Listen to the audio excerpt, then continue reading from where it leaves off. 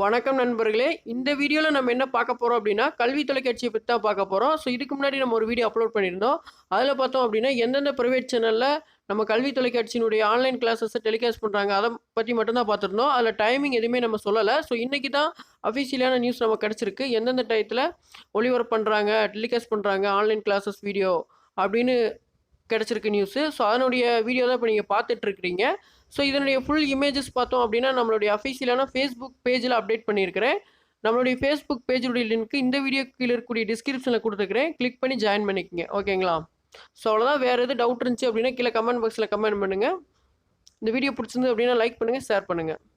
So இப்போ தொடர்ந்து உங்களுக்கு ஒரு வீடியோ வரும். 2 நிமிஷம் வீடியோ வரும். வாட்ச் பண்ணிக்கங்க. நன்றி நண்பர்களே.